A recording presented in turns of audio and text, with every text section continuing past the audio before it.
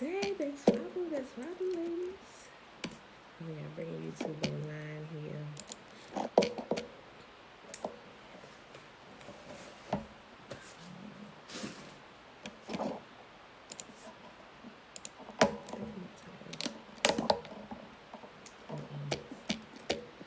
All right.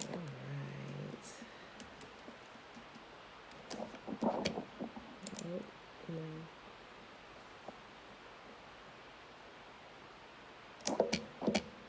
Okay. All right. Wait for this to say live. It's going live. All right. Sabu Bona. That's wobble. All right, beautiful people. Okay, here we go. YouTube is online now. All right. Happy Sunday, everybody. Happy Sunday. Hope everybody enjoyed their day yesterday. We are going to get right to it. Guess what? I'm on the last little square of my notebook. Every single page is filled out for the whole last year. Start my new folder, my new notebook tomorrow. Nice and clean. All right, beautiful people. Happy Sunday. That's wobble, salute, bona. All right, y'all. It is January the 3rd, 2021. And we are on day 41 of year 3 of reading through the books of the law and the prophets. And of the 3-year consecutive day count, day 710. Okay, y'all. Today we are reading Enoch 99. Oh, it's possible we could finish Enoch today. Let me see. Let me just double check the chapters real quick. Let's double check these chapters. Let's see how long they are. I know 105 is kind of... I feel kind of sad that we're ending Enoch. Oh, man.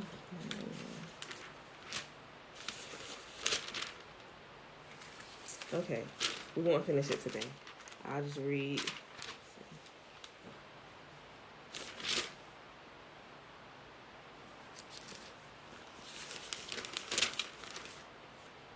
Okay, that one. Okay, we'll read up to 102, and we'll save the last story for tomorrow. And it'll be the last day of Enoch. Like, I really feel some kind of way that we're about to finish the Book of Enoch now. I'm glad that we got through it. I'm glad we got through it. Oh, man. What's... Oh. Duh. Okay.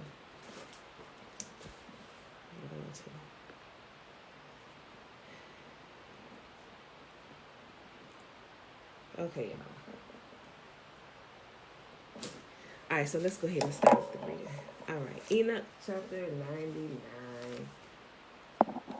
In those days, fathers shall be struck down with their children in the presence of each other, and brethren with their brethren shall fall dead, until a river shall flow from their blood. For a man shall not restrain his hand from his children, nor from his children's children. For a man shall not restrain his hand from his children, nor his children's children. His mercy will be to kill them. Nor shall the sinner restrain his hand from his honored brother. From the dawn of day to the setting sun shall the slaughter continue. The horse shall wade up to his breast, and the chariot shall sink to its axle in the blood of sinners. Enoch chapter 100. In those days the angels shall descend into the places of concealment and gather together in one spot all that have assisted in crime. In that day shall El Elyon rise up to execute great judgment upon all sinners, and to commit the guardianship of all the righteous and the holy to the holy angels, that they may protect them as the apple of an eye, until every evil and every crime be annihilated. May we be counted worthy to be as the apple of his eye, and among those righteous that Yahuwah shall entrust to the safety of the angels. Ah, Trina, yeah. Oh, man, thank you. We're going to go right to it right when I'm done. Oh, man. Whether or not the righteous sleep securely, Wise men shall then truly perceive, and the sons of the earth shall understand every word of that suffer, knowing that their riches cannot save them in the ruin of their crimes. And what's crazy is I popped it up so I could read it, but then I just got to reading. I sure did. It's right there. I didn't. Woe to you sinners, when you shall be afflicted on account of the righteous, in the day of the great trouble shall be burnt in fire, and be recompensed according to your deeds. Woe to you, perverted in heart, who are watchful to obtain an accurate knowledge of evil and to discover terrors. No one shall assist you. Woe to you, sinners, with the words of your mouths and with the works of your hands have you acted impiously in the flame of a blazing fire shall you be burnt. And now know that the angels shall inquire into your conduct in heaven of the sun, the moon, and the stars, respecting your sins. For upon earth you exercise jurisdiction over the righteous. Every cloud shall bear witness against you, the snow, the dew, and the rain, for all of them shall be withheld from you, that they may not descend upon you, nor become subservient to your crimes. Now then, bring gifts of salutation to the rain, that not being withheld it may descend upon you, and to the dew, if it had been received from you, gold and silver. But when the frost, snow, cold, every snowy wind, and every suffering belonging to them fall upon you, in those days you will be utterly incapable of standing before them. Enoch 101. Attentively consider heaven, all you progeny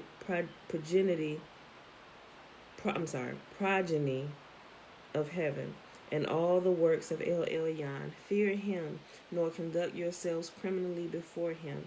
If he shut up the windows of heaven, restraining the rain and dew, that it may not descend upon the earth on your account, what will you do? And if he send his wrath upon you, and upon all your deeds, you are not they who can supplicate him, you who utter against his righteousness, language proud and powerful. To you there shall be no peace. Do you not see the commanders of ships, how their vessels are tossed about by the waves, torn to pieces by the winds, and exposed to the greatest peril? That they therefore fear, because their whole property is embarked with them on the ocean, and that they forbade evil in their hearts, because it may swallow them up, and they may perish in it. Is not the whole sea, like all its waters and all its commotion, the work of him, El Elyon, of him who has sealed up all its exertions and girded it on every side with sand? At his rebuke, dried up and alarmed, while all its fish with everything in it died? And will you not, sinners who are on earth, fear him? Is not he the maker of heaven and earth, and of all things which are in them? And who has given erudition and wisdom to all that move upon the earth and over the sea? Are not the commanders of ships terrified at the ocean, and shall not sinners be terrified at El Elyon? All right, y'all, last chapter Enoch for today. Enoch chapter 102. In those days, when he shall cast the calamity of fire upon you, whither will you fly, and where will you be safe? And when he sends forth his word against you, are you not spared and terrified? All the luminaries are agitated with great fear, and all the earth is spared, while it trembles and suffers anxiety. All the angels fulfill the commands received by them, and are desirous of being concealed from the presence of the great glory, while the children of the earth are alarmed and troubled. But you, sinners, are forever cursed. To you there shall be no peace.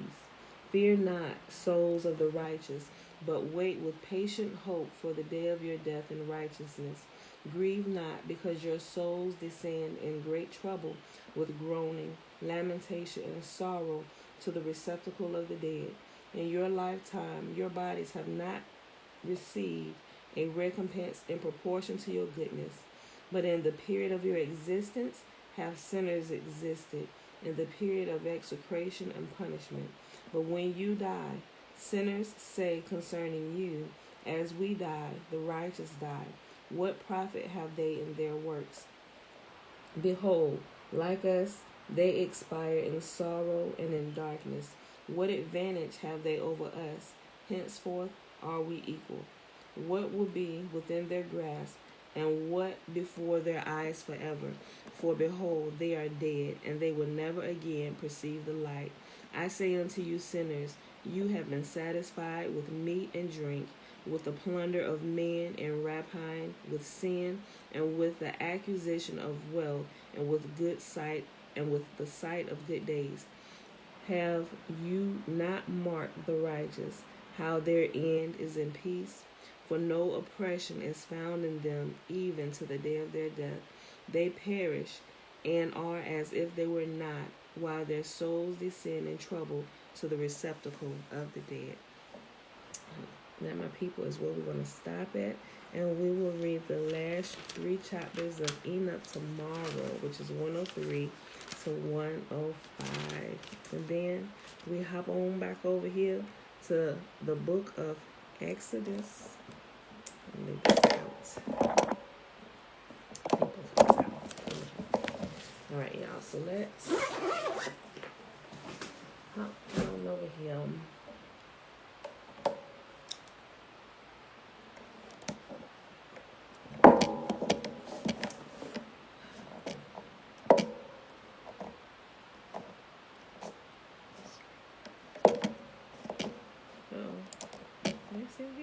Okay, I thought my screen had froze. Wait a minute.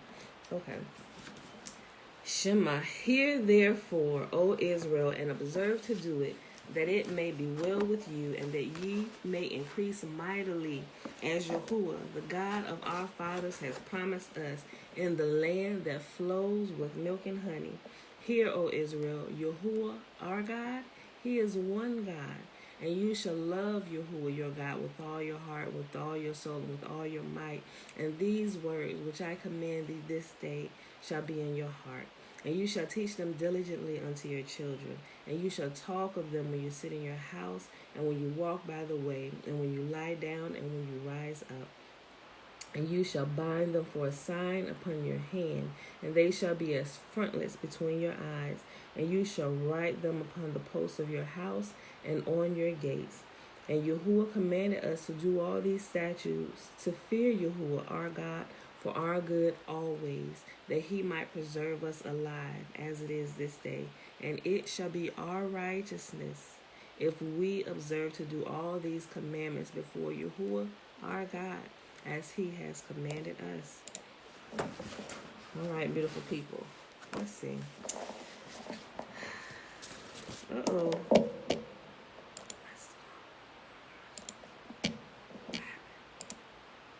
Oh, okay. I thought it completely closed out YouTube. All right. Gotta be careful. I'm gonna have to do something about this. Okay, y'all. So...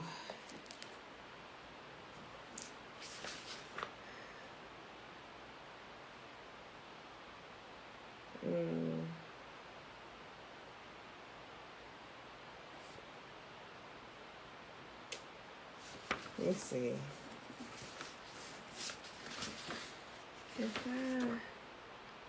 I'm just checking to see, because if I start reading this, I wonder if we'll be done with it by tomorrow.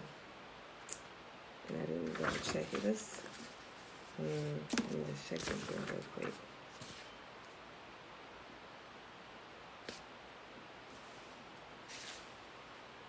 We can have to read that.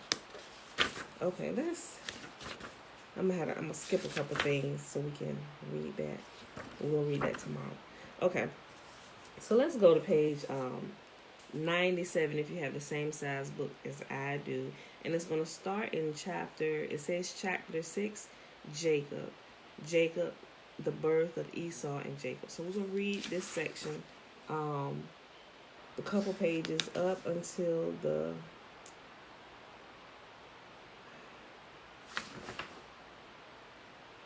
after the little portion about Nimrod.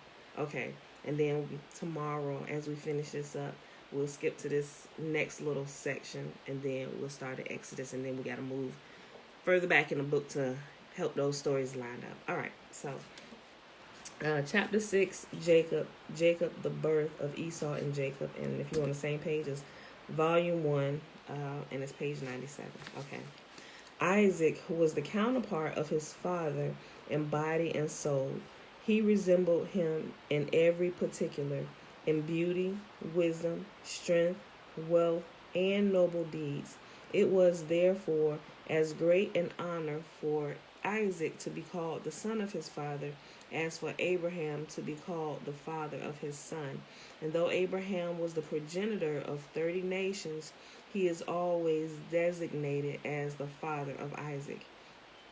Despite his many excellent qualities, Isaac married late in life.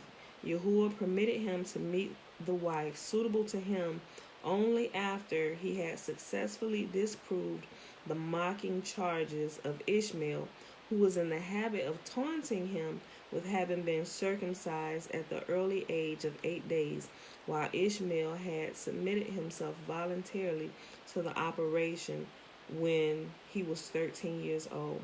For this reason, Yahuwah demanded Isaac as a sacrifice when he had attained to full manhood, and at the age of 37, Isaac was ready to give up his life. Ishmael's jibes were thus robbed of their sting, and Isaac was permitted to marry. But another delay occurred before his marriage could take place. Directly after the sacrifice on Mount Moriah, his mother died, and he mourned for her 3 years. Finally, he married Rebekah, who was then a maiden of 14. Okay, that's one of them things I put in my what the crap box. Okay.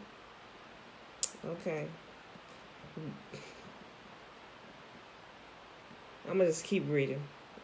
Rebekah was a rose between thorns.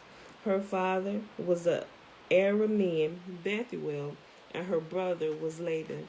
But she did not walk in their ways. Her piety was equal to Isaac's. Nevertheless, their marriage was not entirely happy, for they lived together no less than 20 years without begetting children. Rebekah besought her husband to entreat Yahuwah for the gifts of children, as his father Abraham had done. At first, Isaac would not do her bidding. Yahuwah had promised Abraham a numerous progeny, and he thought their childlessness was probably Rebekah's fault, and it was her duty to supplicate Yahuwah and not his. But Rebekah would not desist, and husband and wife repaired to Mount Moriah together to pray to Yahuwah there.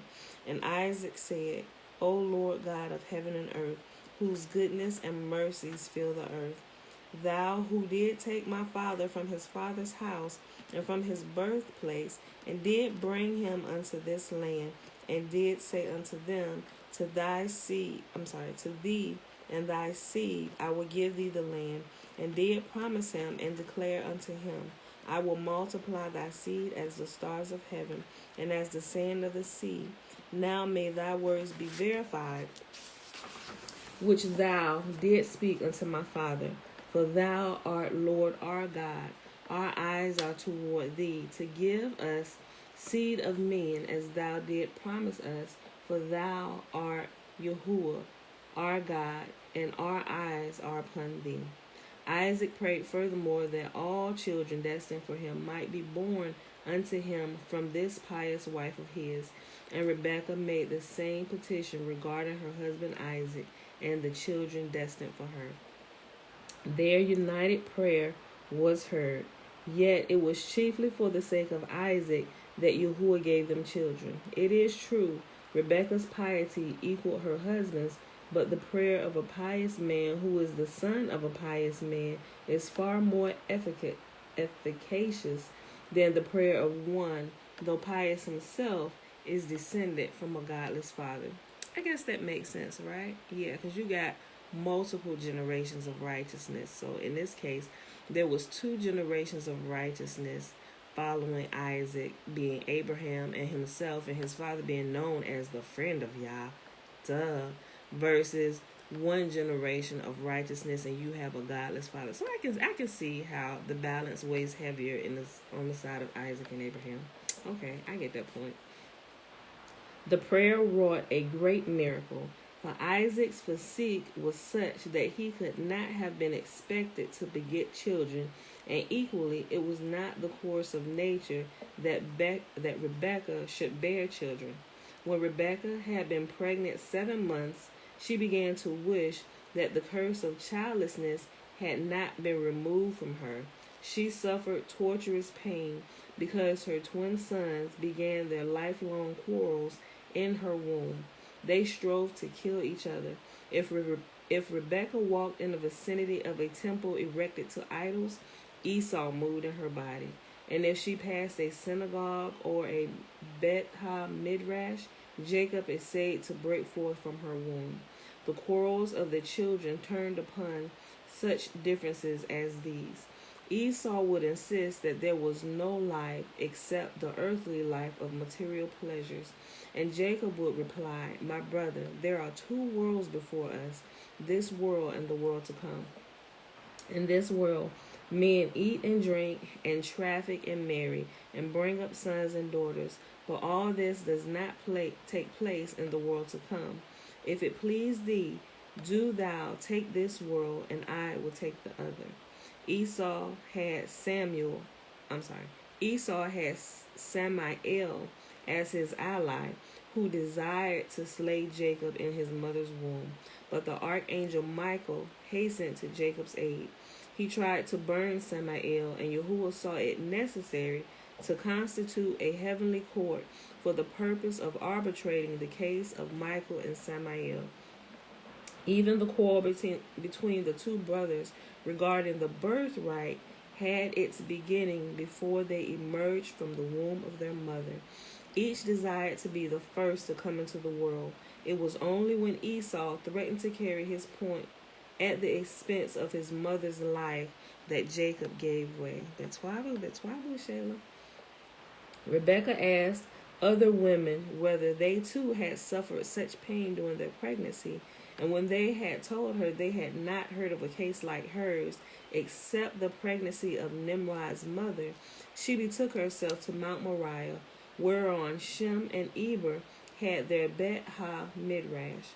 She requested them, as well as Abraham, to inquire of Yahuwah what the cause of her dire suffering was.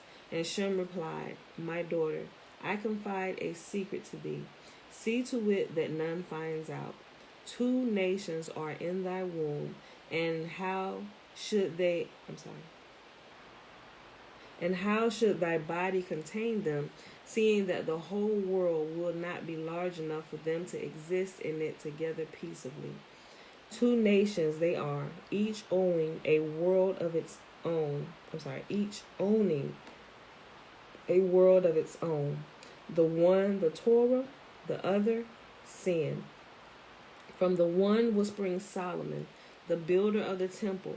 From the other, Vespian, the destroyer thereof. These two are what are needed to raise the number of nations to 70. They will never be in the same estate. Esau will vaunt lords, while Jacob will bring forth prophets. And if Esau has princes, Jacob will have kings.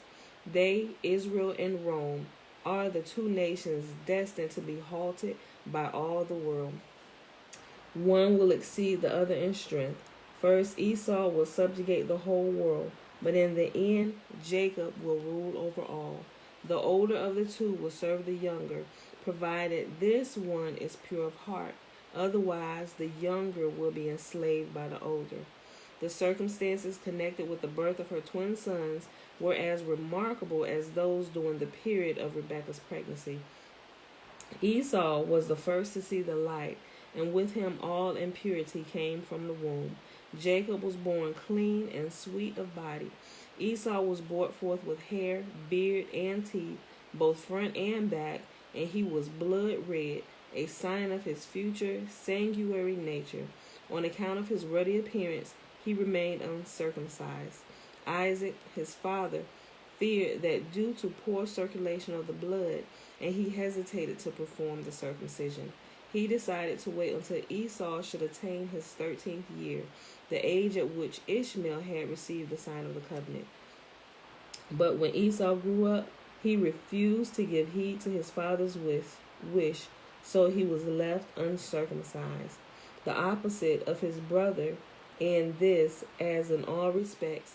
Jacob was born with the sign of the covenant upon his body, a rare distinction. Now we know also somebody else was born. Who was it that was born circumcised? Was it Noah? Did we read that Noah? I know. Wait a minute. I forgot. But I know we read it. We read it while reading the Book of Enoch. Do y'all remember? Who else was born circumcised? I don't know if it was Noah. It may have been. I could be wrong. But I forget. I'm gonna have to go look it up. But he's the second one that was born circumcised. Okay. Jacob was born with the sign of the covenant upon his body, a rare distinction. But Esau also bore a mark upon him at birth, the figure of a serpent, the symbol of all that is wicked and hated of Yah. The names conferred upon the brothers are pregnant with meaning. The older was called Esau because he was a Sui, fully developed when he was born. What? I mean, it did say he was born with all his teeth and a beard. I don't know if that's a figure of speech or if literally this baby was born. I know he was ruddy and red and had a lot of hair, like hair. Okay, he was born. Okay, I can see that. But born with teeth and a beard, maybe that was just a figure of speech or something, just trying to amplify, like, this baby looked like he'd have been here before. He'd have been through some stuff. But I don't know that. I'll put it in my... What the crap? Box right over here. We're gonna set it right here for a second. We're gonna keep reading. Okay. The older was called Esau because he was a Sui, fully developed when he was born, and the name of the younger was given to him by Yah to point to some important events in the future of Israel by the numerical value of each letter. The first letter in Yaakov, Yod, which is why Jacob is actually Yakuba, but they say Yaakov, but it's pronounced Yakuba, which starts with the Y or the Yod, Y-O-D, with a value of 10, stands for the Decalogue.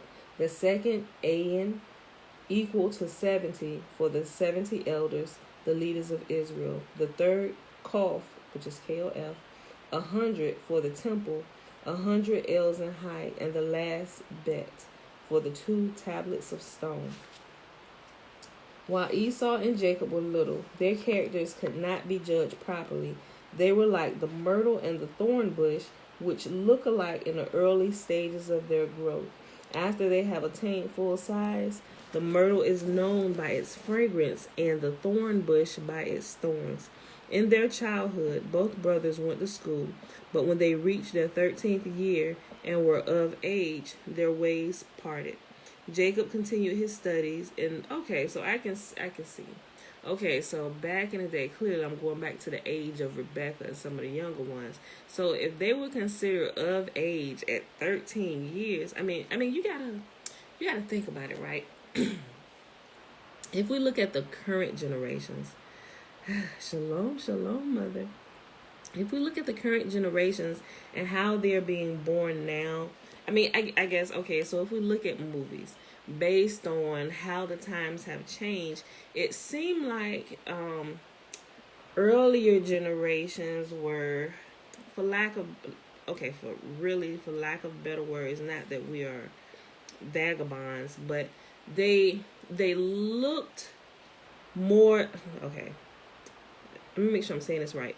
Okay, so if you watch movies, they carried themselves more sophisticated. Not that we don't now, but it seemed like the younger children, they were like taught more, and it seemed like they matured faster, so to speak. Like the earlier, if you look at the movie, based on, let's just say, based on what we see in the movies. That's what I'm using in my example, right?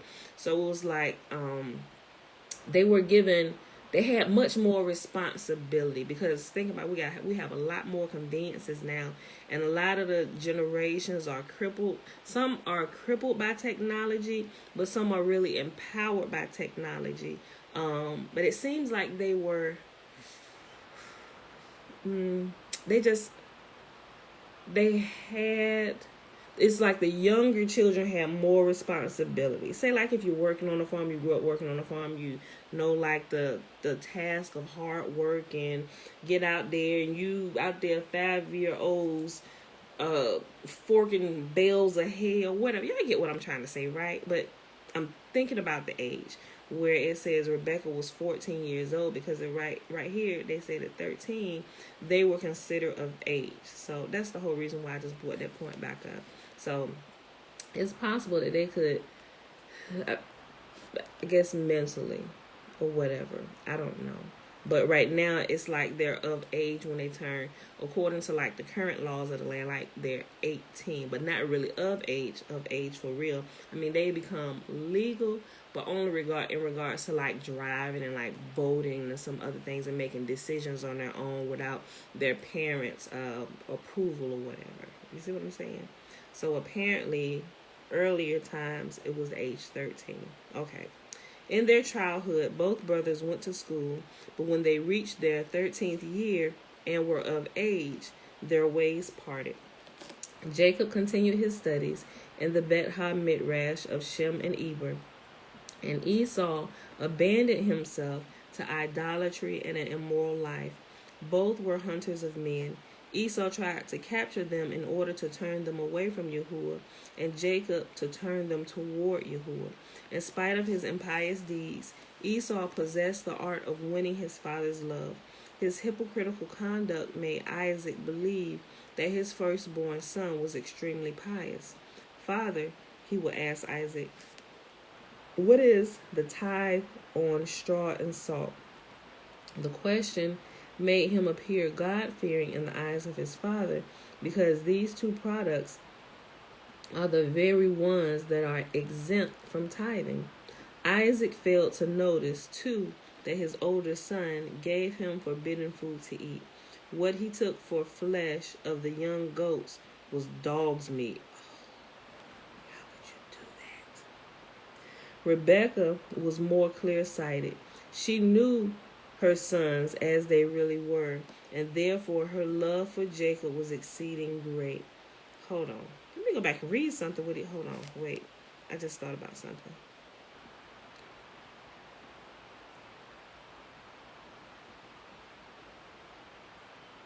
Hold on. Who did?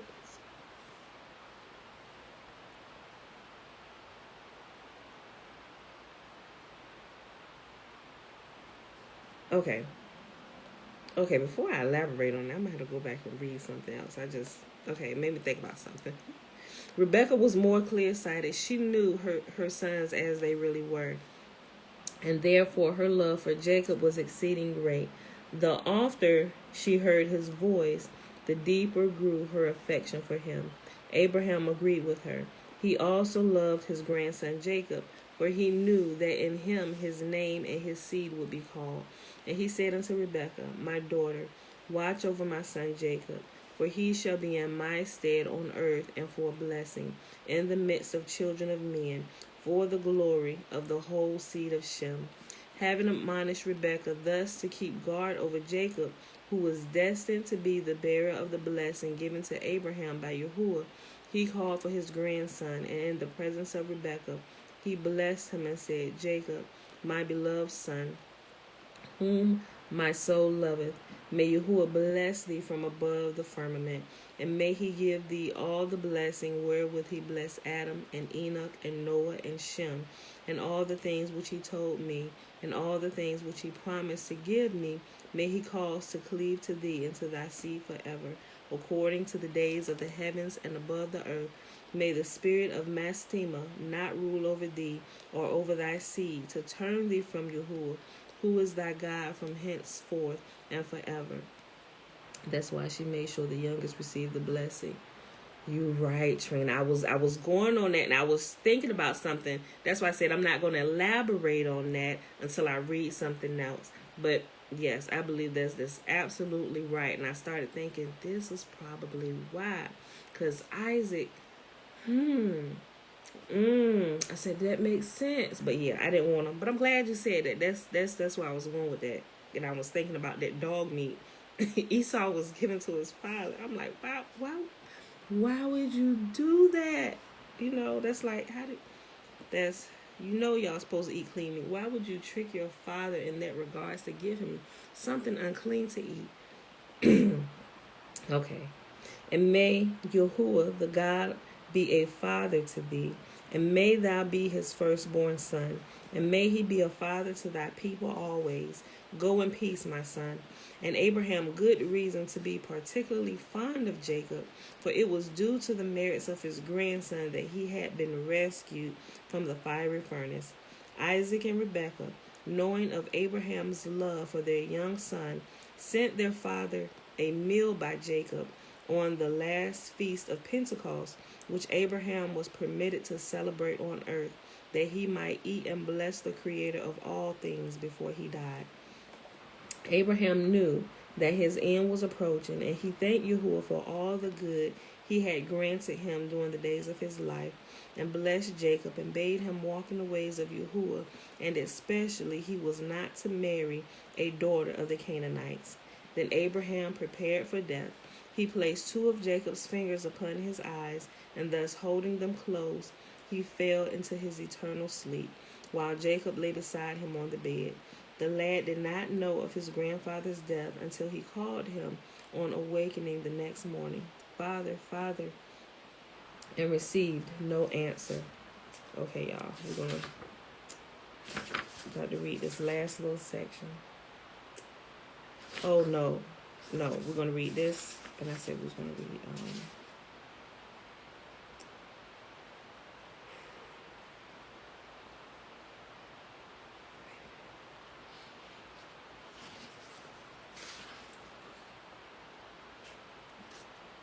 okay, let me just get a reading. Okay. Though Abraham reached a good old age beyond the limit of years vouchsafed later generations, he yet died 5 years before his allotted time.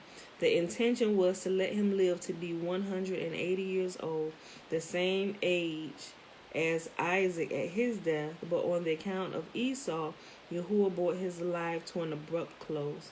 For some time, Esau had been pursuing his evil inclinations in secret. Finally, he dropped his mask, and on the day of Abraham's death, he was guilty of 5 crimes. He ravished a betrothed maiden. He committed murder, doubted the resurrection of the dead, scorned the birthright, and denied Yahuwah. Then Yahuwah said, "I promised Abraham that he should go to his fathers in peace. Can I now permit him to be a witness of his grandson's rebellion against Yahuwah, his violation of the laws of chastity, and his shedding of blood? It is better for him to die now in peace." The men slain by Esau on this day were Nimrod and 2 of his adjutants. Remember we was talking about how this is leading up to the birthright. Remember how he said he came running, he sold his birthright because he just knew he was about to die. He was in distress. He said, "Look, what good is my birthright doing me right now? Because I'm about to die. I'm famished and I'm about to die." Okay, so listen. The men slain by Esau on this day were Nimrod and 2 of his adjutants. A long-standing feud had existed between Esau and Nimrod because the mighty hunter before Yahuwah was jealous of Esau, who also devoted himself assiduously to the chase. Once when he was hunting, it happened that Nimrod was separated from his people. Only 2 men were with him. Esau, who lay in ambush, noticed his isolation and waited until he could pass his covert. Then he threw himself upon Nimrod suddenly and felled him and his 2 companions, who hastened to his succor.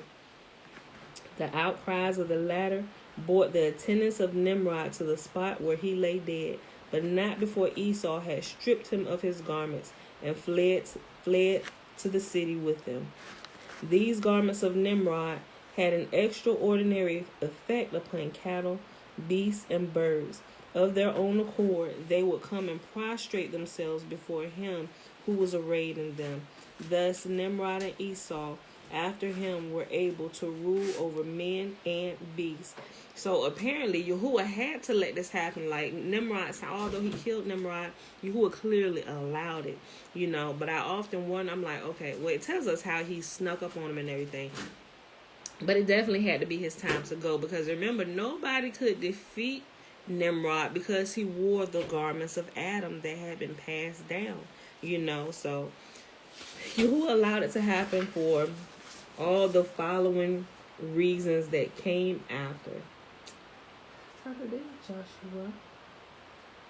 After slaying Nimrod, Esau hastened cityward in great fear of his victim's followers. Tired and exhausted, he arrived at home to find Jacob busy preparing a dish of lentils. Numerous male and female slaves were in Isaac's household. Nevertheless, Jacob was so simple and modest in his demeanor that if he came home late from the Bet HaMidrash, he would disturb none to prepare his meal, but would do it himself. On this occasion, he was cooking lentils for his father to serve him as his mourner's meal after the death of Abraham. Adam and Eve had eaten lentils after the murder of Abel, and so had the parents of Haran when he perished in the fiery furnace. The reason they are used for the mourner's meal is that the round lentils symbolize death. As the lentil rose,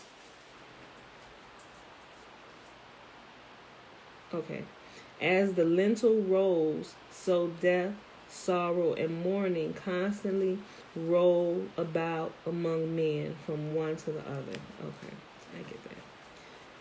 Esau accosted Jacob thus, why art thou preparing lentils? Jacob, because our grandfather passed away. They shall be a sign of my grief and mourning, that he may love me in the days to come. Esau, thou fool, dost thou really think it is possible that a man should come to life again after he has been dead and has moldered in the grave? He continued to taunt Jacob. Why dost thou give thyself so much trouble, he said. Lift up thine eyes, and thou wilt see that all men eat whatever comes to hand, fish, creeping and crawling creatures, swine's flesh, and all sorts of things like these, and thou vexest thyself about a dish of lentils? Jacob, if we acted like other men, what shall we do on the day of Yah, the day on which the pious will receive their reward, when a herald will proclaim, where is he that weighed the deeds of men? Where is he that counteth? Esau, is there a future world, or will the dead be called back to life? If it were so, why hath not Adam returned? Hast thou heard that Noah, through whom the world was raised anew, hath reappeared? Yea, Abraham, the friend of God, more beloved than him than any man, hath he come to life again? Jacob, if thou art of opinion that there is no future world, and that the dead do not rise anew, then why dost thou want thy birthright? Sell it to me now, while it is yet possible to do so. Once the Torah is revealed, it cannot be done.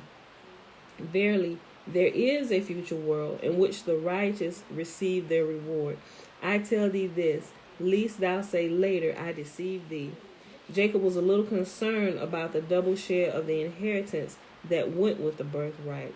What he thought of was the priestly service, which was the prerogative of the firstborn in ancient times, and Jacob was loath to have his impious brother Esau play the priest, he who despised all divine service.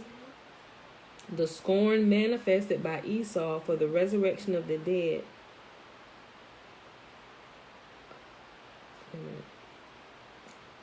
the scorn manifested by Esau for the resurrection of the dead he felt also for the promise of Yahuwah to give the Holy Land to the seed of Abraham. He did not believe in it, and therefore he was willing to cede his birthright and the blessing attached thereto in exchange for a mess of pottage. In addition, Jacob paid him in coin, and besides, he gave him what was more than money, the wonderful sword of Methuselah, which Isaac had inherited from Abraham and bestowed upon Jacob. Esau made game of Jacob. He invited his associates to the feast at his brother's table, saying, Know ye what I did to this Jacob? I ate his lentils, drank his wine, amused myself at his expense, and sold my birthright to him. All that Jacob replied was, Eat, and may it do thee good. But Yahuwah said, Thou despisest the birthright, therefore I shall make thee despised in all generations. And by a way of punishment for denying Yahuwah and the resurrection of the dead, the descendants of Esau are cut off from the world. As naught was holy to Esau, Jacob made him swear concerning the birthright by the life of their father, for he knew Esau's love for Isaac, that it was strong. Nor did he fail to have a document made out, duly signed by witnesses, setting forth that Esau had sold him the birthright together with his claim upon the place at the cave of Machpelah. Now we remember this whole scene. Remember when Jacob died and they went to go bury him. They all met at the cave of Machpelah. Esau met him on the way, and when they got to the cave, they was like, "Wait a minute, hold on now. Y'all can't bury Daddy in here because this belongs to us. And we don't want him buried here." And remember, it was Joseph.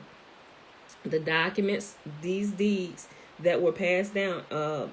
Isaac, hold on. Jacob was smart.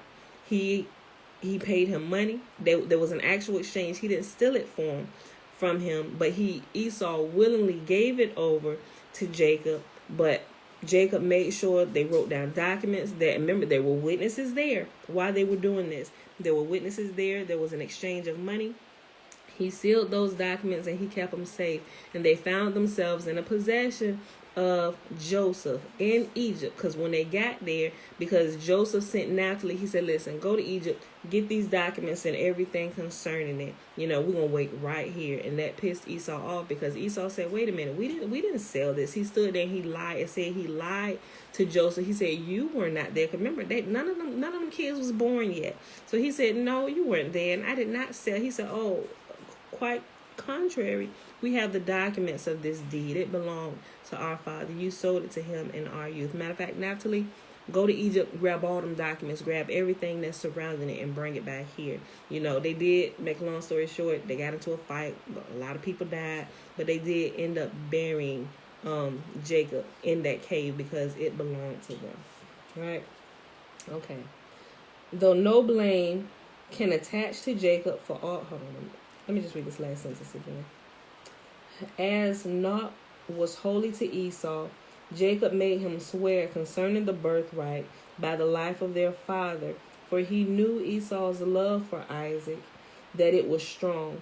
Nor did he fail to have a document made out, duly signed by witnesses, setting forth that Esau had sold him the birthright together with his claim upon the place in the cave of Machpelah.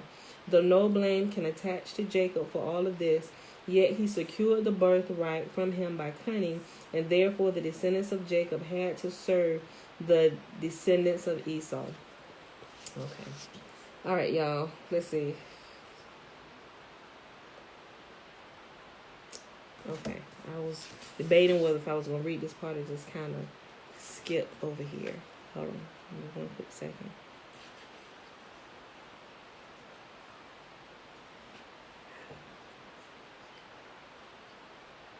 Okay, that's okay. We skipped a little section.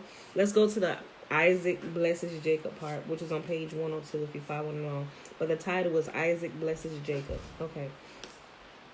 Esau's marriage with the daughters of the Canaanites was an abomination, not only in the eyes of his mother, but also in the eyes of his father.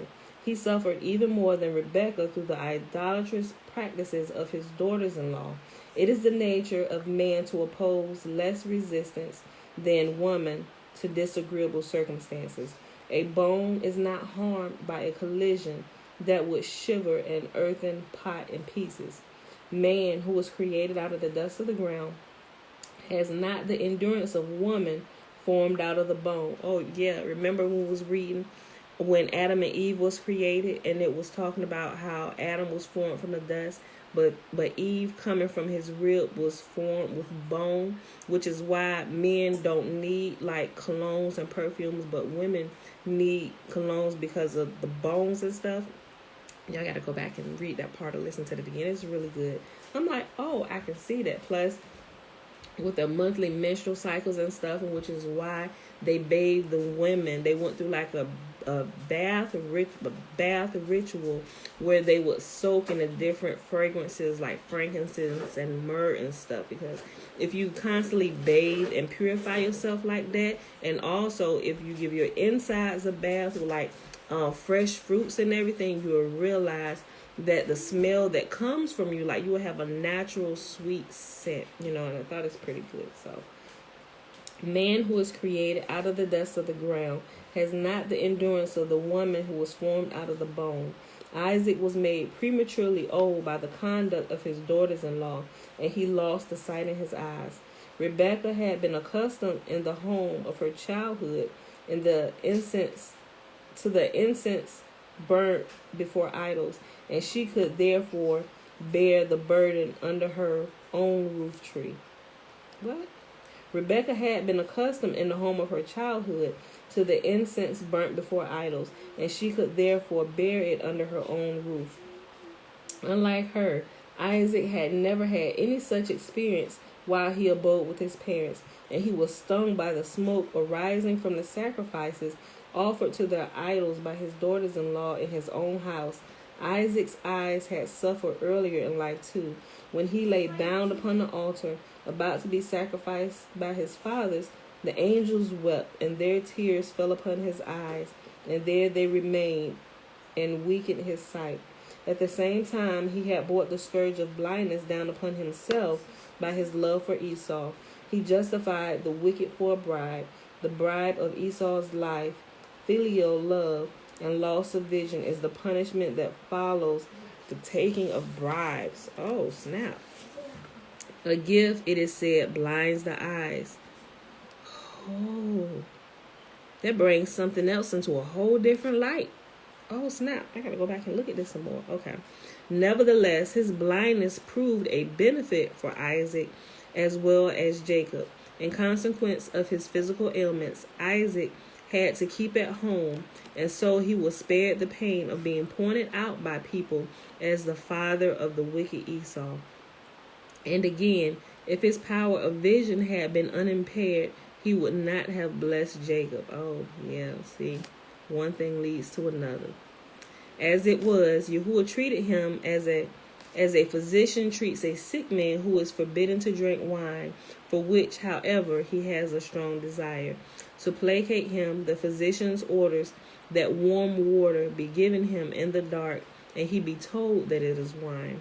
When Isaac reached the age of 123, and was thus approaching the years attained by his mother, he began to meditate upon his end.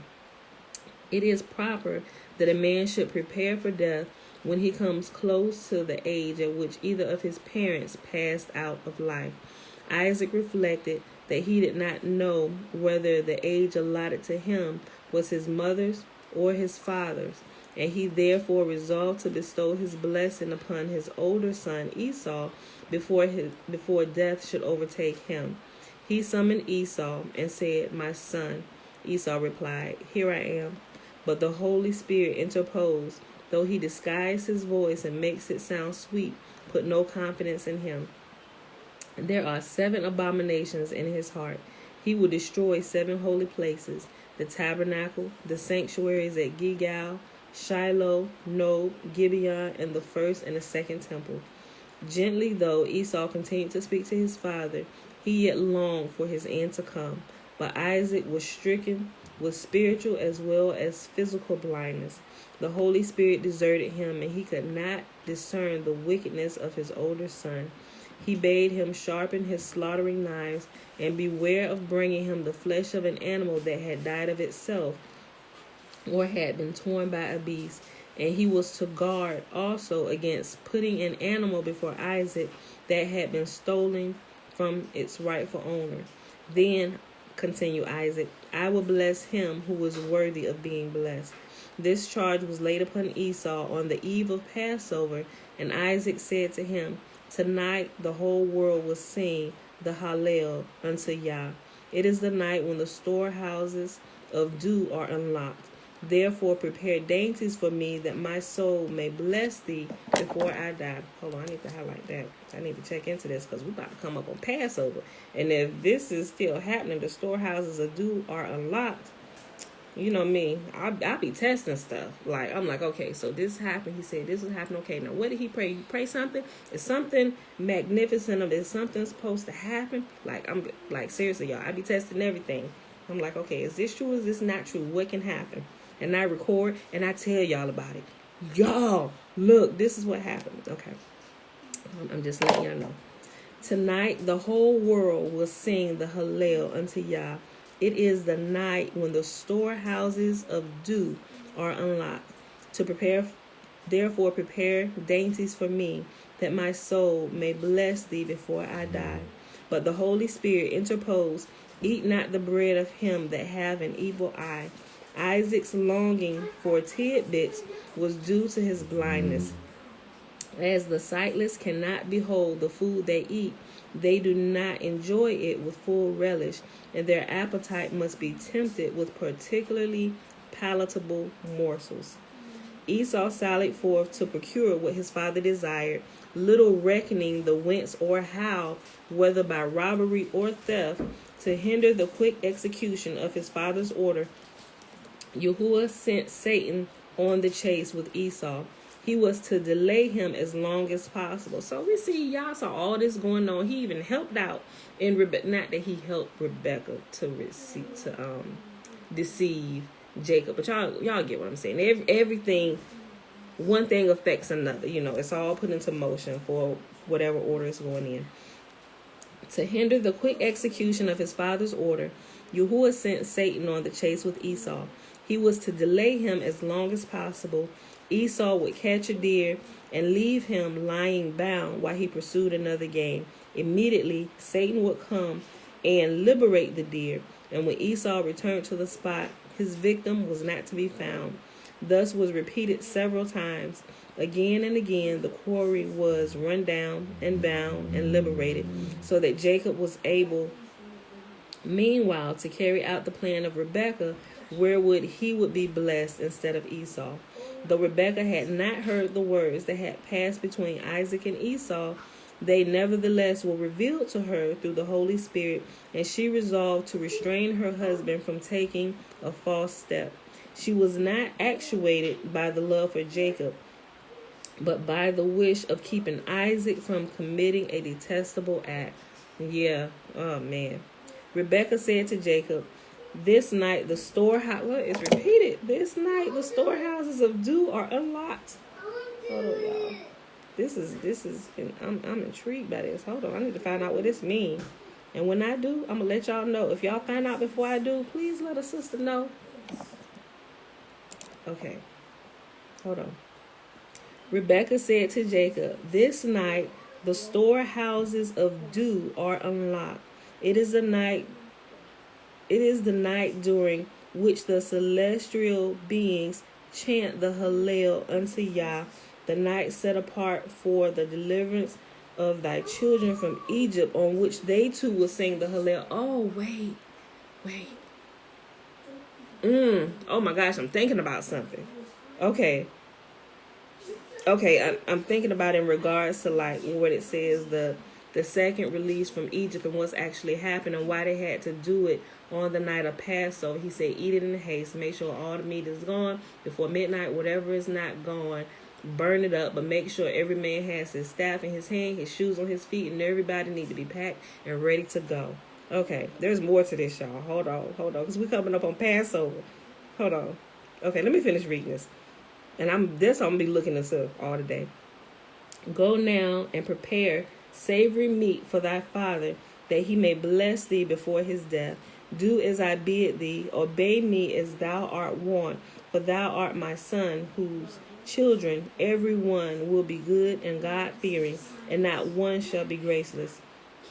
In spite of his great respect for his mother, Jacob refused at first to heed her command.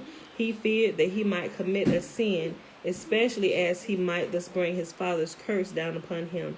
As it was, Isaac might still have a blessing for him after giving Esau his. But Rebekah allayed his anxieties with the words, "When Adam was cursed, the malediction fell upon his mother, the earth, and so shall I, the mother, bear the imprecation if thy father curses thee. Moreover, if the worst comes to the worst, I am prepared to step before thy father and tell him, Esau is a villain and Jacob is a righteous man." Thus constrained by his mother, Jacob, in tears and with a body bowed, went off to execute the plan made by Rebekah. He was to provide a Passover meal. She bade him get 2 kids, one for the Passover sacrifice and one for the festival sacrifice.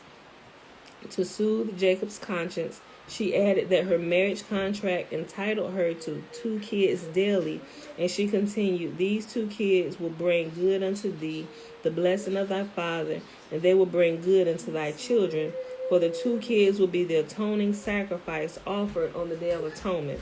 What's wrong, baby girl? I cannot play Play-Doh. You can't. Hold on, Pootie. Hold on. Pause. Hop down for a second. Down. Girl, listen, hop down. Come here. You want to see you back upstairs? What is she talking about? Play-Doh. This Play-Doh that Josiah got when he was McDonald's. Okay. Let her play with it for a second, please. Well, I'm almost done recording. Let her play with it, please. Jeez, we can get y'all some more Play-Doh. Bella, I just want her to be quiet for a second. Okay. For the 2 kids would be the atoning sacrifice offered on the Day of Atonement. Jacob's hesitation was not yet removed. His father, he feared, would touch him and convince him that he was not hairy, therefore not his son Esau. Accordingly, Rebekah tore the skins of the 2 kids into strips and sewed them together, for Jacob was so tall a giant that otherwise they would not have sufficed to cover his hands. I know. Josiah, what did I just ask you to do? I said let her play with it for a second so she can be quiet while I'm recording. I gotta hurry up, y'all. Here we go. Okay.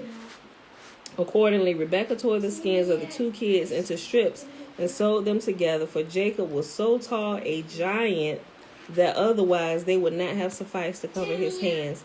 To make Jacob's disguise complete, Rebekah felt justified in putting Esau's wonderful garments on him. They were the... I didn't know this.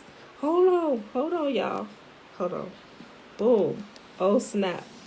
Okay. To make Jacob's disguise complete, Rebekah felt justified in putting Esau's wonderful garments on him.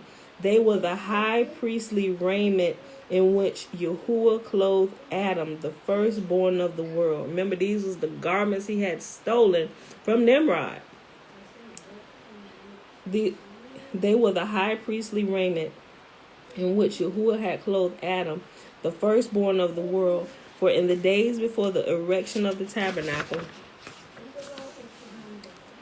all the firstborn males officiated as priests. From Adam, these garments descended to Noah, who transmitted them to Shem and bequeathed them to Abraham. And Abraham to his son Isaac, from whom they reached Esau as the 2 older of his sons.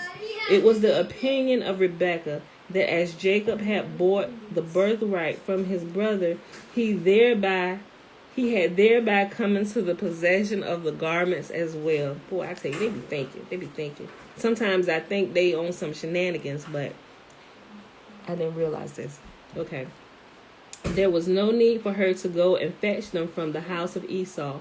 He knew his wives far too well to entrust so precious a treasure to them. They were in the safe keeping of his mother. Besides, he used them most frequently in the house of his parents. As a rule, he did not lay much stress upon decent apparel. He was willing to appear on the street clad in rags, but he considered it his duty to wait upon his father arrayed in his best. My father, Esau was in the habit of saying, is a king in my sight, and it would be, my father, Esau was in the habit of saying, is a king in my sight, and it would be ill become me to serve before him in anything but royal apparel. To the great respect he manifested toward his father, the descendants of Esau owe all their good fortune on earth. Thus doth Yahuwah reward a good deed. Rebekah led Jacob equipped and arrayed in this way to the door of Isaac's chamber. There she departed from him with the words, henceforth may thy Creator assist thee. Jacob entered, addressing Isaac with father, and receiving the response, here I am.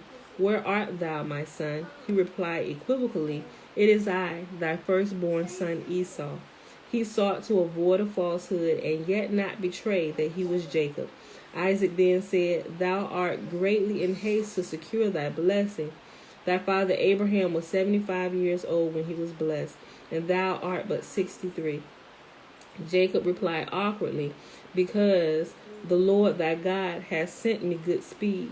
Isaac concluded at once that this was not Esau, for he would not have mentioned the name of Yah, and he made up his mind to feel the son before him and make sure who he was.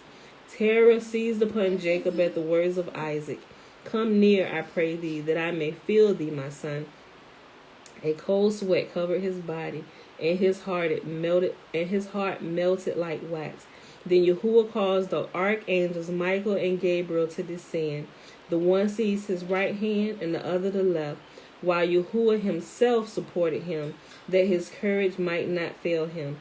Isaac felt him, and finding his hands hairy, he said, the voice is Jacob's voice, but the hands are the hands of Esau. Words in which he conveyed the prophecy that so long as the voice of Jacob is heard in the house of prayer and learning, the hands of Esau will not... Ooh, that's so good. Hold on. Let me read that again. The voice is Jacob's voice, but the hands are the hands of Esau. Words in which he conveyed the prophecy that so long as the voice of Jacob is heard in the houses of prayer and learning, the hands of Esau will not be able to prevail against him. Oh boy, that'll preach.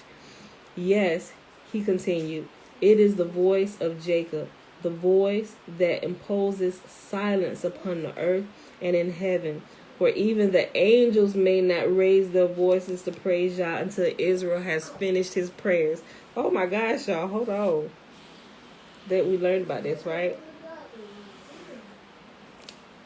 Isaac's scruples about blessing the son before him were not yet removed, for with his prophetical eye, he foresaw that this one would have descendants who would vex Yahuwah. At the same time, it was revealed to him that even the sinners in Israel would turn penitents, and then he was ready to bless Jacob.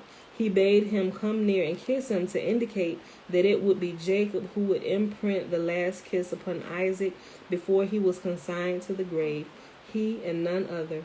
When Jacob stood close to him, he discerned the fragrance of paradise clinging to him, and he exclaimed, see, the smell of my son is as the smell of the field which Yahuwah hath blessed. The fragrance emanating from Jacob was not the only thing about him derived from paradise. The archangel Michael had fetched thence the wine which Jacob gave his father to drink, that an exalted mood might descend upon him, for only when a man is joyously excited does Shekinah rest upon him.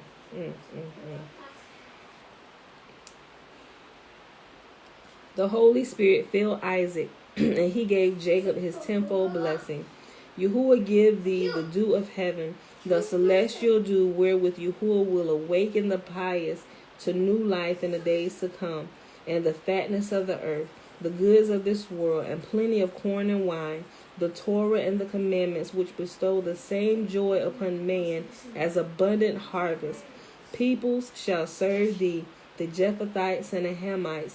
Nations shall bow to thee, the Shemite nations. Thou wilt be Lord over thy brethren. The Ishmaelites, the descendants of Keturah, thy mother's sons will bow down to thee.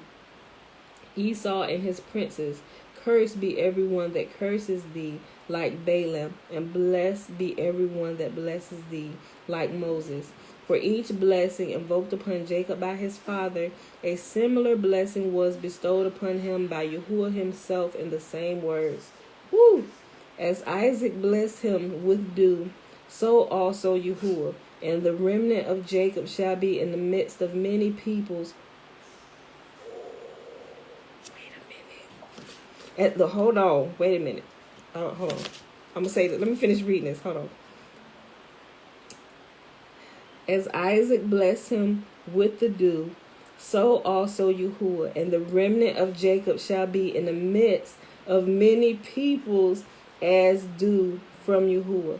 Isaac blessed him with the fatness of the earth, so also Yahuwah. And he gave him the rain of thy seed, that thou shalt sow the ground withal, and bread of the increase of the ground, and it shall be fat and plenteous. Isaac blessed him with plenty of corn and wine, so also Yahuwah. I will send you corn and wine. Isaac said, peoples shall serve thee, so also Yahuwah. Kings shall be thy nursing fathers, and their queens thy nursing mothers. They shall bow down to thee with their faces to the earth, and lick the dust of thy feet. Isaac said, nations shall bow down to thee. So also Yahuwah, and he will make thee high above all the nations which he hath made, in praise and in name and in honor.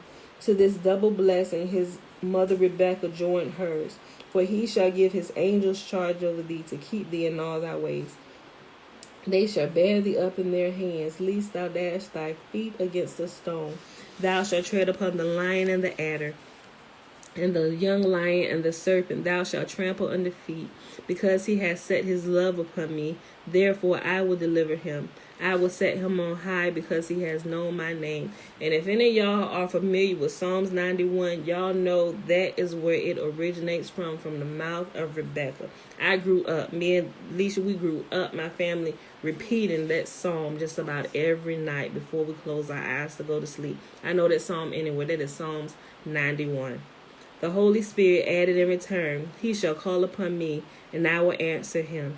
I will be with him in trouble. I will deliver him and honor him. With long life will I satisfy him and show him my salvation. Oh my gosh, they just gave another to Psalm 91 for me. Jacob left the presence of his father, crowned like a bridegroom, adorned like a bride, and bathed in celestial dew, which fills his bones with marrow and transformed him into a hero and a giant. Of a miracle done for him at that very moment, Jacob himself was not aware. He had tarried with his father in an instant longer. If he had tarried with his father an instant longer, Esau would have met him there and would have surely slain him. It happened that exactly as Jacob was on the point of leaving the tent of his father, carrying in his hands the plates off which Isaac had eaten, he noticed Esau approaching. He concealed himself behind the door. Fortunately, it was a revolving door, so that though he could see Esau, he could not be seen by him. All right, y'all. So that right here is where we're going to end today. We will pick the rest of this back up tomorrow and finish this. But let me go back to something that was blowing my mind right back over here. Listen, where it says, as Isaac blessed him with the dew, so also Yahuwah. And the remnant of Jacob shall be in the midst of many peoples as dew from Yahuwah. That's us, the scattered, y'all. We are scattered among the nations. And I'm not sure if y'all remember me saying this, but I know when me and my sister talk, we talk about it all the time. I said, listen, us being scattered to the world, the true chosen holy people, the ones who carry the light, even though some of us may not be fully awake and realizing that we are the light of the world has and I change it sometimes, but I'm saying the same thing. I said we are literally, just like it says, Abraham's seed, we are a blessing to all the nations. With us being scattered all over the world, within the midst of everybody, it's like we're in the midst of our captors, but our captors don't even know that their salvation is lying within their own borders everywhere. And daily, they reject their salvation when they reject Yahuwah's people. Like us being scattered is like a twofold thing. It's a judgment for us, and it's also a blessing to the world. You get that? We are as the dew upon all the nations. Yahuwah's people being scattered, like I said, it's a punishment for us, but it's also a blessing to the world that through all this time, while we are being disciplined by being scattered and kicked out of our homeland, we're being punished, but we're also being kept as we return back to Yahuwah's law, statutes, and commands. And as we learn it, we're putting it into practice, and we're teaching our households and all those who would seek to know Yah, who Yah sends across our path. We're acting as Abraham did, and we're teaching them about the true Creator, the true and the one and only living God, the Most High, who resides, who's created the heaven and the earth, who is creator of us all. Don't matter what nation, Yahuwah, the Most High, He is the creator of us all, right? So we are a blessing while we're scattered, but there's going to come a day where the scattering or the scattered will be removed, and what's going to be left is dross and judgment, because He's going to glean the best of everything, because He said He's going to draw all His people, and one by one He's waking us up all over the earth, all where we've been scattered. We've been scattered to different nations. You will find Yahuwah's people scattered throughout the different religions. Some of them are scattered and they have been growing up practicing the Muslim faith. Some of them are worshiping Buddha. Some of them are worshiping JC, and all these things. But as He's waking us up, salvation is returning to the Jews or to Yahuwah's people. And we're realizing it, that we are also to take the good news that Yahuwah is salvation. Yahuwah Himself is salvation, so that all the other nations may have a chance to repent and return to Him. So it's like this right here that just blew my mind. And the remnant of Jacob shall be in the midst of many peoples as the dew from Yahuwah. That is us being scattered. We're going to take all this goodness, although we got kicked out for foolishness, for doing everything He told us not to do. He said, we're going to take you, we're going to scatter you now to all the world, where all the blessing and everything was residing there in Yahuwah's land. But He was still blessing some of the nations, those who Yahuwah knew were good and was practicing righteousness, although they were among many heathen nations, because we know there were different kings. Just like Abimelech, he told Abraham, he said, you could have caused me to sin. Although Abimelech was a heathen, he was a, I know this is like he was a righteous heathen. When Yahuwah said, I know that, that's why I kept you from sinning. This woman belongs to this man, return her, right? Y'all get what I'm saying? So this just, when we fill in some of the missing pieces that we don't get in the canonized book of the Bible, it enriches us more. And a lot of doubts are pushed away, because sometimes we have those moments. Is this really real? And you got people that's completely that has like the same mindset as Esau. There is no resurrection. There ain't even a God. You are God. Like all this stuff. And sometimes you start considering some of these things like, well, yeah, this is happening. This. But then you really have to make a choice. Do you really believe that? But you have to really think about all the details. Did you give your own self life? There are things about this earth that we have no control over, which therefore should tell us and verify that there is somebody higher than we ourselves, right? So as we sit and think in our right mind and just consider things, just consider nature. Who has created this? The sun is not out always, so there must be somebody that created the sun, because the sun is not God. It's here during the day, and at the night we got a moon that come out. There was somebody that had to create them. Y'all get what I'm saying, right? So that just blew my mind on a whole nother level. And let's not even talk about Psalm 91, because I grew up saying that psalm like every night. I know it by heart, and I did not realize that it originated with Rebecca. We just see it in the Psalms. It's like one of King David's psalms, but it originated from the lips of Rebecca during the time Jacob was being blessed. Oh my gosh, y'all, this is so good. But that is our reading for today, y'all. I gotta go back and I gotta reread this again. I gotta check into a couple of things, and we're coming up on Passover. Like I said, this night the storehouses of dew are unlocked. It is the night which the celestial beings chant the Hallel unto Yahuwah, the night set apart for the deliverance of the children of Egypt. I wonder how many of our people know that. Probably not a lot, and that they don't realize how important it is to keep Yahuwah's commands, because from creation, all these dates when all these things are going to happen, they are there and they are set in stone. But if we don't know, we miss the boat, right? Unless we're within the vicinity of somebody who knows and like, let's go. It's time to go. My G, it's this, that, you know what I'm saying? So I'm just like, this is just really blowing my mind. I get super excited about this. Something going to happen. I don't know when it's going to happen, but I know if we get back into the habit of celebrating this, it's crazy, because I talked to my uncle yesterday, and he was talking about, we just kind of talked about Yahuwah gathering his people again. He said, Pam, listen, he said, the Father's going to be no different. He said he never lets anything come upon his people without them being aware of it. He said, just like me and my wife, if I know my Aunt Valerie watches this sometime.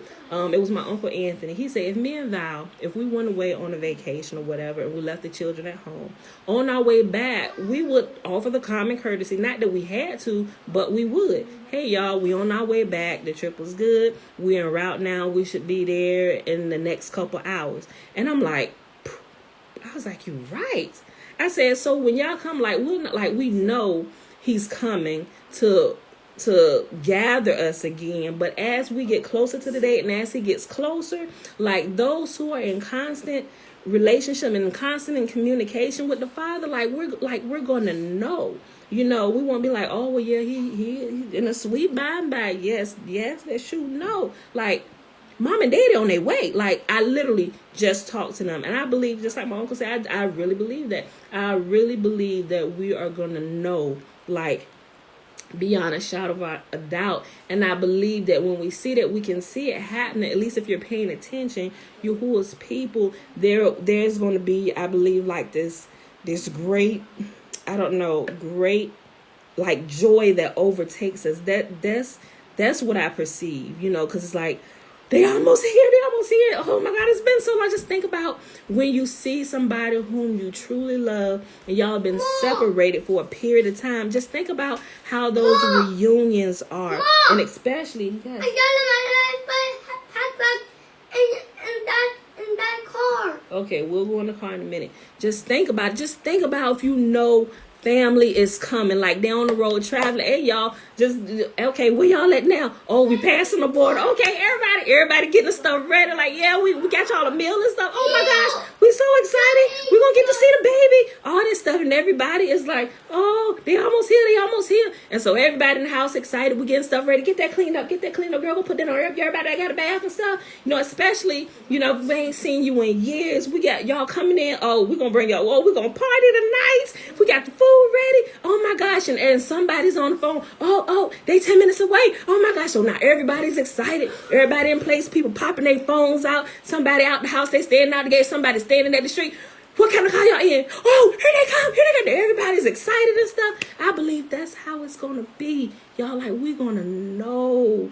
We are going to know beyond a shadow of a doubt. It's not going to be all this, oh yes, in a sweet by and by. Yes, we believe it. No, I believe there's going to be such an excitement that takes over us. Not take over us, but because we know and we can feel it. Yah is faithful to us, and he lets us know. Like, bruh, look, we can see the car. God, and everybody is jumping up and down, and they running to the car, snatching doors open, grabbing people out, hugging. I believe it's going to be like that. I really, really do. You know, it's been a long time coming. You know, we've been in the land of our captive, being all kinds of treated all kinds of ways. A lot of us that died at the hands of our captors, and some of us from our own foolishness. But those of us that are waking up and we said, Father, we are returning to these commands. You said you would keep us as we keep your commands, you know. So, but guys, I could talk about this all day long. Okay, David said, are the words of the halal in scripture. You know, I'm not sure if there are specific words, but I've heard it in a couple different ways, but it's just like a praising and a worshiping of Yah. But I'm gonna look that up, Dana. I'm gonna look it up, and I'll let y'all know tomorrow. I'll look up the words like the halal, and I'll see if I can verify. Y'all look it up too if you get a chance. But let me know. Text me, the group me or whatever. We can check it out together. So hopefully I can have it by tomorrow. Ali, y'all, peace and blessings. Peace and blessings. All right, y'all. So that is it. I hope y'all enjoyed the reading for today. We read Enoch chapter 99 through 102. Remember, we're going to read the last 3 chapters tomorrow. And we'll finish up the rest of this. And, we read here. We started on page 97 with the birth of Esau and Jacob. And we skipped a small little section just for the sake of time because I wanted to get to this part. But if you want to, go back and read it. I skipped it on purpose for the sake of time, not to hide anything, but go back and read it, you know. So trying to stick with a certain time and not go over it for, you know, considering everybody else's time is here and y'all have other things to do. So, but if you got it, you can read it whenever you want to. All right, y'all. So, but everything we read, it'll always be in the description box and under the video and in the comment section. So, if you ever forget. All right, y'all. So, let's go ahead and do the blessing, which is found in Numbers chapter 6.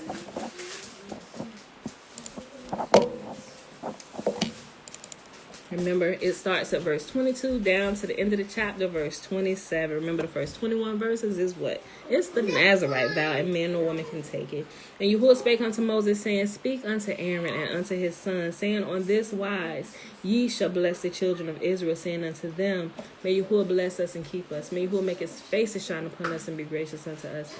May Yahuwah lift up his countenance upon us and give us his peace. And they shall put my name upon the children of Israel, and I will bless them. All right, beautiful people.